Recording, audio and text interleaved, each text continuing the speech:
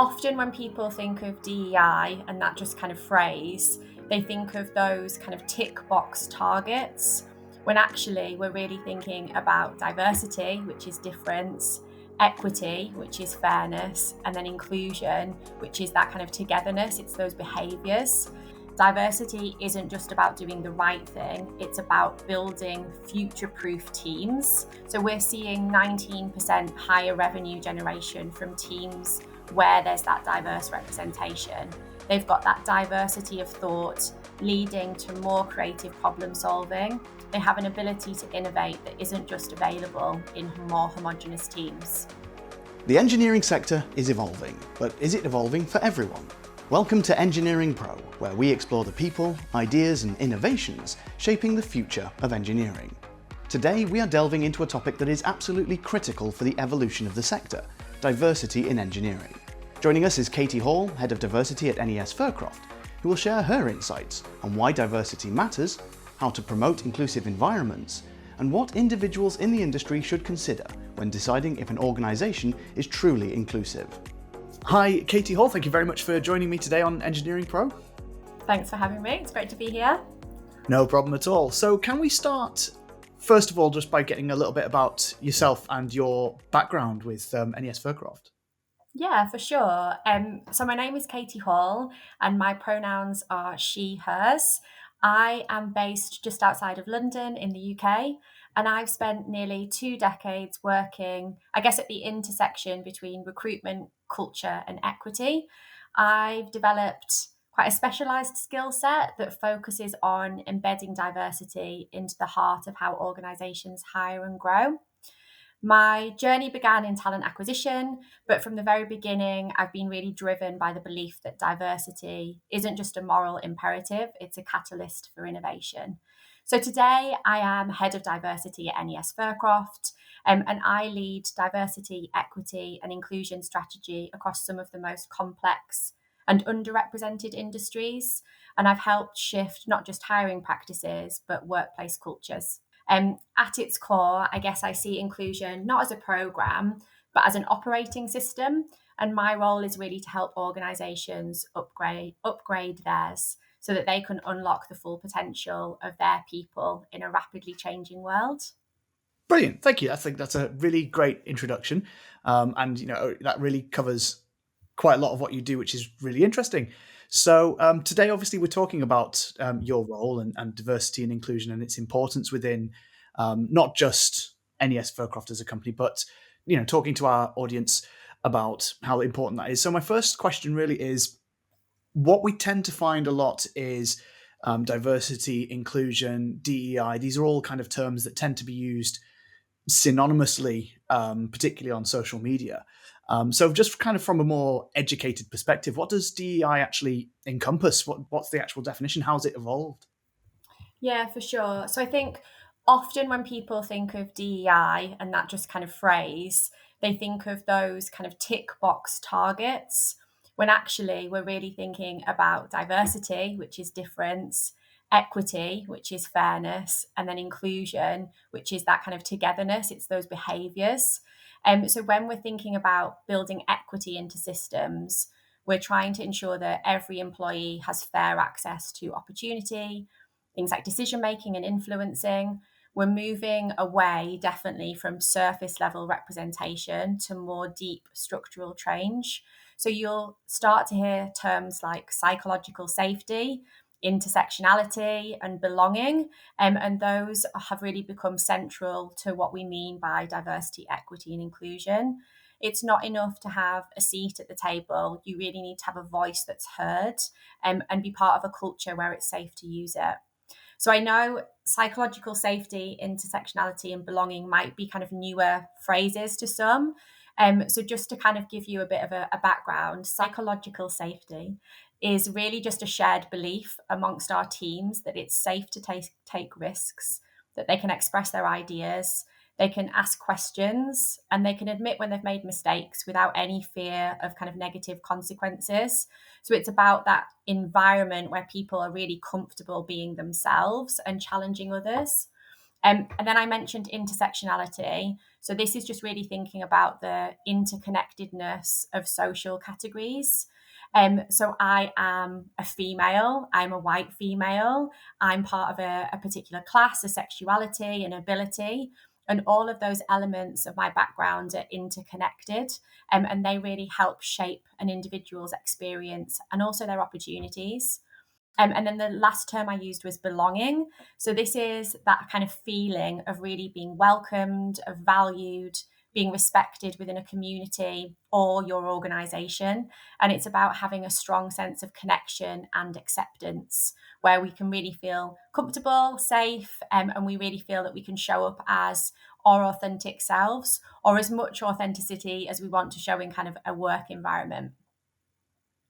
That's brilliant. Thank you. I think that's a really good explanation. I think there are obviously people who don't necessarily know what it means beyond the term of diversity, and that there are these many layers to it, which is quite interesting. So, just thinking about that a little bit more. Obviously, there's been two sides to it recently. We've seen in some countries that and also companies that the focus on DEI has changed, whereas in others they are talking more about it.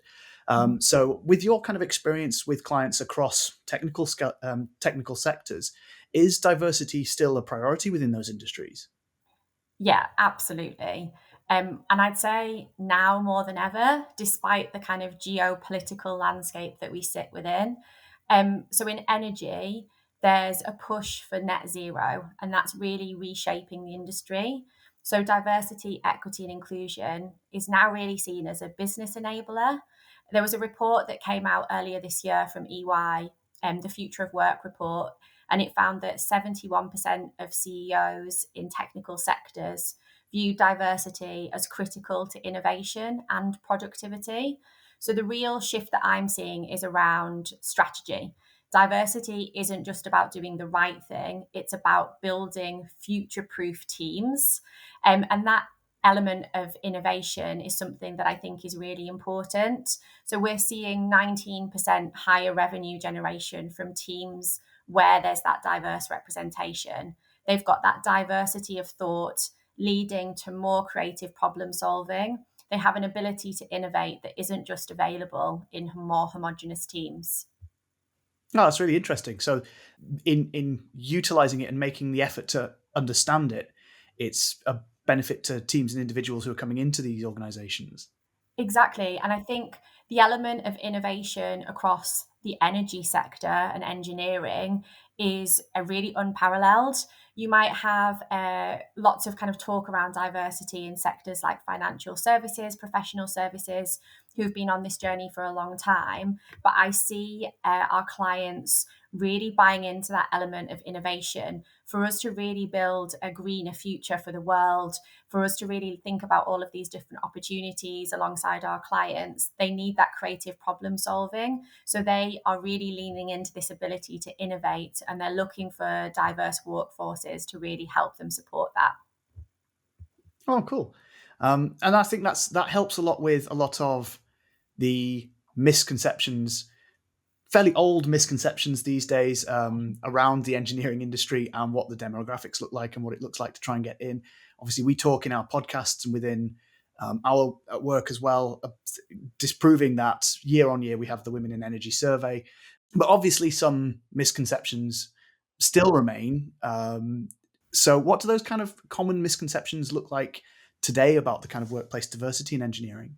Yeah, so I guess the one misconception everyone goes to is that kind of polarizing view that diversity is just about gender or ethnicity, that you're either in or you're out, you're included or you're excluded, and it's for one rather than all. And to that, I'd say that diversity includes so much difference. We're talking about neurodiversity, we're talking about disabilities, we're talking about LGBTQ plus professionals, those with different age demographics, those with different socioeconomic backgrounds. There are so many layers to diversity. And when we're talking about diversity of thought, we're talking about harnessing all of that good difference.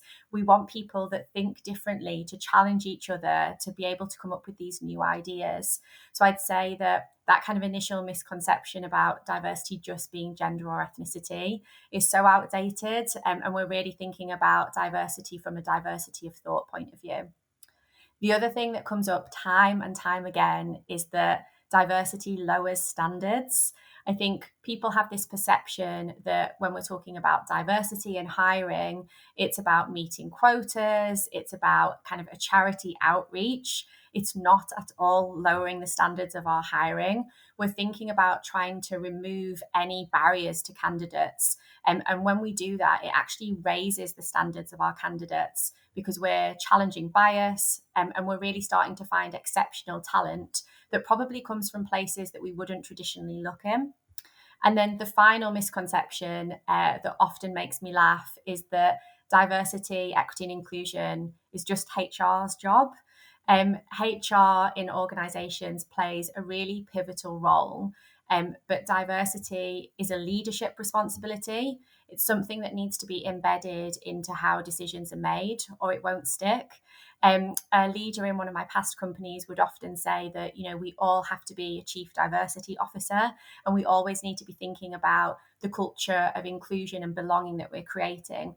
So I think it's really important that we, across all levels of organisations, in all functions, realise that we have a role to play when it comes to diversity, and improving the cultures amongst our organisations. Yeah, absolutely. I think that's a strong message. We are seeing more and more companies kind of picking it up. We'll come into some of the challenges in a bit as well, because that kind of covers some of the questions that I wanted to ask. But just thinking about the success stories, really, just within the engineering sector and how that's transpired. Are there any kind of examples of companies in these sectors that have successfully improved? Have they seen results from their Yeah. teams around diversity? Has it had a positive effect? Yeah, for sure. So I think the one company that really stands out is Baker Hughes. I've been really fortunate to meet and to work with a number of leaders at Baker Hughes over the last couple of months. And I've been really impressed with how they've embedded diversity, equity, and inclusion into the core of their business strategy. So they don't just look at it as a value, but they also see it as that driver of innovation and performance. So they have a truly global workforce. I believe they have more than 150 nationalities represented within that. And they're also making some real progress in their leadership diversity, and the representation of females they have, both at their executive leadership level and also on their board.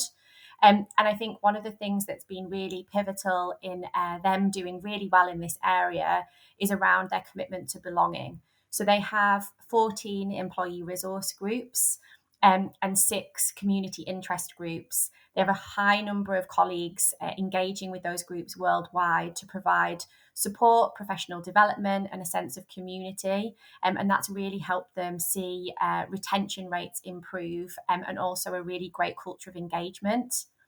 The other kind of example that comes up time and time again is Orsted.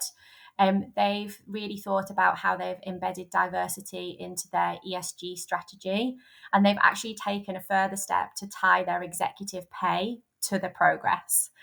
So that level of accountability you don't often see in large organizations, but I think it's really promising to see that it's woven into business strategy so tightly.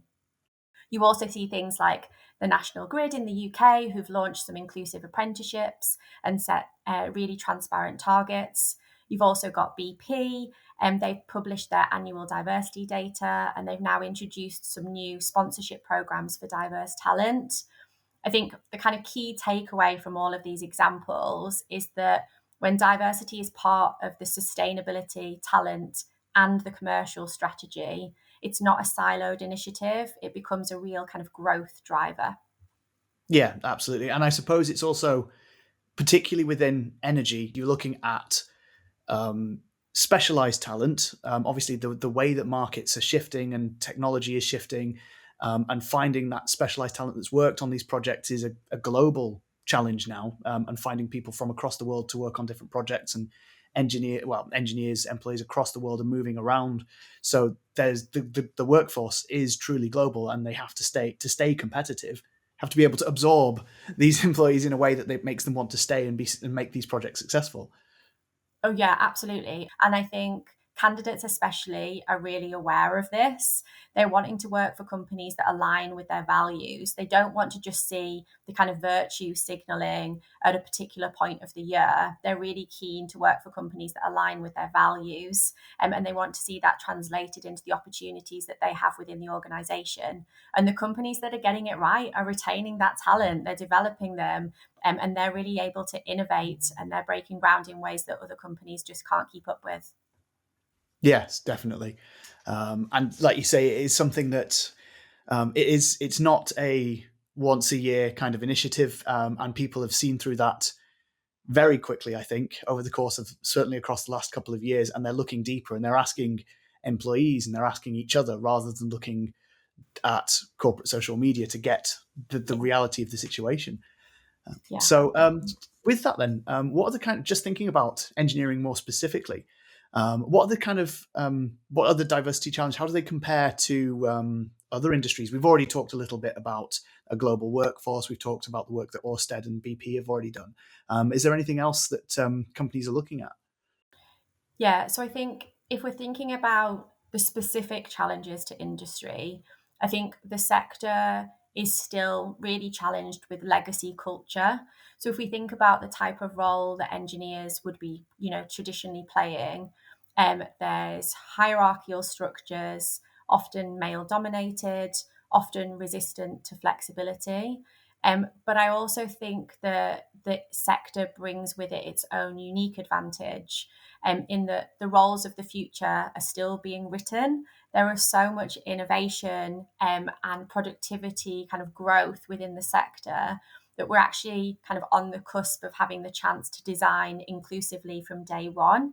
So, what I mean by that is that we don't know exactly what the roles will be that will align to our net zero future, to our green futures. That it means that we actually have the opportunity to address all of those legacy cultures that are impacting the kind of more traditional roles in a really positive way, and align processes, procedures, policy to make sure that underrepresented groups can come into those roles. So that STEM graduates that are coming out of school today, tomorrow, have a completely different career trajectory in front of them to pursue. Yes, definitely. And I think another big game changer really is how AI is changing the industry and is changing traditional roles, and is making them obviously it's changing these roles into a completely different angle in a lot of respects, and a different in some cases completely different skill sets, which is opening up doors and opportunities to people in a almost a brand new field, or as at least a new version of traditional roles that have been before. Yeah, absolutely. I mean, AI is going to play a big part of the workforce of the future. AI also plays a big role when it comes to diversity. There are, lots of things going on at the moment. We had the AI Act, which came out in the EU a couple of weeks ago, which talks to the way that employers use AI within their recruitment processes, and ensuring that there is more transparency around the utilization. There's also an opportunity for candidates to seek more information on how AI might have been used within their own recruitment processes to make decisions. So I think there's an element of ethical AI coming out that really leans into diversity. It obviously has its uses in helping to mitigate bias in some areas, but when you're thinking about machine learning, that machine learning can obviously take in some of that human bias and actually replicate that, and that could be really damaging. So I think there's the good and the bad with AI, but there's some great opportunities. And if we think about the way that our industry is engaging with AI, I think that there's going to be more opportunities to come. Yes, definitely. I think globally every industry and every sector is still learning how to adapt to AI and how to implement it appropriately and safely, and also profitably as well. So I think that's a good all round overview. So just thinking about we've talked about AI there. We've talked about a couple of the other initiatives. Are there any other kind of initiatives or any other solutions that the industry is coming to kind of address the lack of representation that is obviously still there with many groups? Yeah, so in terms of initiatives, kind of addressing it for the positive, I guess. So yeah, I think that there's some really exciting things coming out. So returner programs, I think that there is a real kind of skills opportunity for us to engage engineering talent that has been out of work for a period of time. So if we think about parents that have taken leave to raise families, folks that have taken time out for caring responsibilities, and it might be for kind of older relatives. You also then see talent that's returning from retirement. So there's lots of diversity opportunities in engaging this returner talent that has huge potential and huge knowledge to tap into. I also see a real opportunity in pivoting on unconscious bias training to conscious inclusion. So, thinking about training that is really tailored and practical, that really challenges folks to not think of the kind of shame aligned with bias, but the kind of positive opportunities in challenging and influencing for kind of better outcomes. We're seeing a lot around really mindful employer value proposition campaigns. And then there's a number of organizations that are doing some really great work in this space. So you see things like Powerful Women, Ally, and you also have the Women's Energy Network. And they're supporting networks and helping to connect to opportunities from kind of a career development point of view, but also community. I think that lasting change really comes from within. And we've also seen opportunities to help our clients embed inclusion nudges in hiring and review processes. And one actually saw a 20% increase in ethnically diverse promotions in under 12 months. So we know quite a bit about what works, and we're starting to see that coming through our data points as well. So we know that structured interviews using diverse interview panels are really helpful. An alignment around diverse shortlisting and making sure that we have representation before starting recruitment processes. Reverse mentoring can be really impactful in retaining and developing your own staff once they're through the door. And we also see an opportunity around transparent progression criteria. Often organizations will have, kind of a grey view on exactly what that progression criteria looks like. And that can be really hard to interpret for people from different backgrounds. So making sure that it's really transparent and accessible is really beneficial. Brilliant, thank you. Yeah, and it's just thinking about the time that you've been with NES Furcroft, and obviously the work that you've done prior to this in engaging companies. How have you found they've engaged with your advice and your mentorship in sort of taking some of this advice on board? And have you seen improvements on their own? Let's say maybe they're taking NPS scores or surveys. How have you seen that kind of translate for the people you've been working with directly? Yeah, that's a really good question. So I think the engagement has been there across the board, across all of our clients. So if we think about some of our larger clients, they often have diversity resource internally that they're leveraging. Some of our kind of more mid-sized to smaller clients definitely don't have that internal resource or that specialism.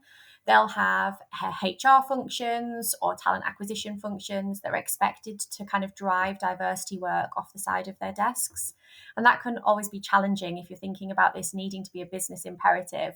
It doesn't really kind of foster the right sense of belonging for that type of work if it's done as kind of an ad hoc off the side of your desk. So the conversations with our clients have been really forthcoming. We all, across my peer group, feel the kind of pressures of the geopolitical landscape around diversity.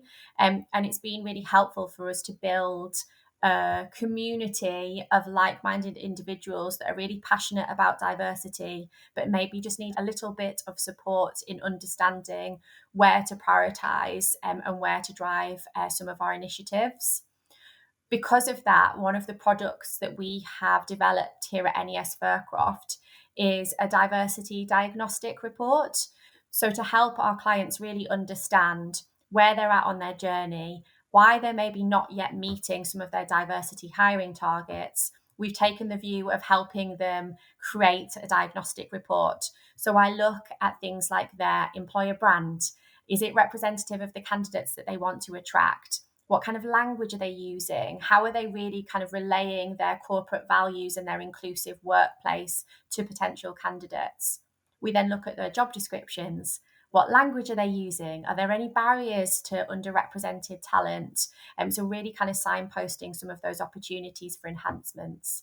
And then we look at the recruitment process itself, from application through their kind of careers portals and systems, through the interview process. Again, we look at accessibility, we look at language, we look at anything that could create a barrier to those underrepresented candidates. And then we look at the onboarding process. How are you welcoming in your new talent? What resource do you have available for them? What kind of induction do you have in place? How inclusive is it? And is it helping set up your new hires for success? With that report, we look at recommendations. So, what are the kind of key actions that that client can look at to really enhance their candidate experience, but then also the opportunities for diversity to flourish? And we're working through that at the moment, and we've seen some really great responses from clients who have known that they've needed to kind of spend a little bit more time on a particular area of initiative, but haven't necessarily known what the benchmarks are or what actions they should be prioritizing. So I think that's been a really nice piece of work that's come specifically out of those conversations with clients and listening to what their challenges have been. Yeah, absolutely. I think that's a really good way to think, and changing mindsets from a very functional checkbox exercise almost with some companies to a more sort of holistic strategy around this is how we think as opposed to this is what we do. Mhm. It's kind of very much the important step forward. Yeah, for sure. Cool. And then just thinking, obviously that's from a company side and what companies can do. What can individuals be doing to kind of contribute to diversity within organizations? Yeah, so I think this is really an important question that kind of aligns to everybody. So, my advice to any individual that's thinking about this, whether they're a candidate or whether they're part of an organization and they want to do a little bit more, my advice is to start small but act boldly. Being an active ally means that you call things out, but you also call people in. I think there's great opportunities in organisations that have employee networks where you can join and help to shape policy and influence leaders. Some organisations might be kind of earlier on this journey and may not yet have any employee networks. It's a great opportunity for you to kind of raise your hand and see if there's an appetite for others to join you, and start some opportunities. I think there's also an opportunity for everybody to advocate for inclusive hiring practices, even for those that aren't within HR, or those kind of roles. I talked a little bit about our diversity diagnostic report, and that's an action that anyone can take to really start to evaluate the needs within their organisation. But I think that kind of start small, act boldly is really important. When we think about leadership, it isn't about title, it's about impact. So I think that anybody can really have impact when it comes to diversity, regardless of their title. Yes, definitely. Thank you for that. I think, yeah, I completely agree. It's very much on individuals to be able to learn and grow with each other. And I think that's definitely, there are opportunities. Well, we have anything as simple as Teams groups these days.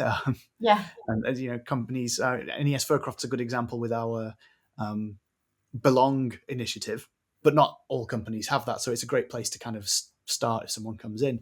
yeah. Um, and then just thinking for candidates, really, who are maybe assessing opportunities within the industry, they're looking to maybe get into energy and engineering, or they're looking to change roles, perhaps.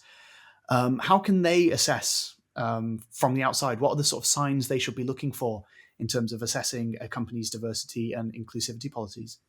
Yeah, so I think research is really important. You'll see that lots of companies kind of say the same thing around values, and how important diversity is. So I think there's a couple of things that you can do that will help you get to kind of the next level. So the first thing I'd say is to read their sustainability or ESG reports. Is diversity embedded here, and are they transparent with any of their data? So that could be around their workforce data. How many females do they have in senior leadership roles? What makeup do they have when it comes to ethnicity and the diversity of representation there? Whether a company is really honest about the progress against their targets, I think, can be really impactful. I'd also ask, how does the company support underrepresented talent, and what's the diversity ambition for the next 3 years? It's really important to see how this is interpreted by every level of an organization. So it'd be really interesting to see how, if you're in the process with them, how their interviewers would respond to this, or how their recruiters would.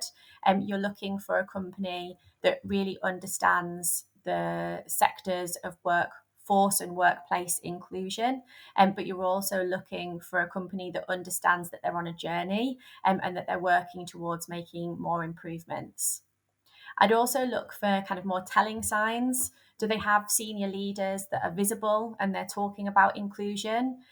Do they reference the work that their employee resource groups are doing externally? Is there information that's readily available that really demonstrates their culture? And can you hear from their own employees? Are they leveraging their own employee voice to really dedicate alignment around what it is from a diversity perspective going on at their organization? My kind of one red flag here to avoid is that if diversity is only mentioned on the careers page but not really lived through any of the processes, unfortunately it's going to be performative. So I'd say that's something to watch out for.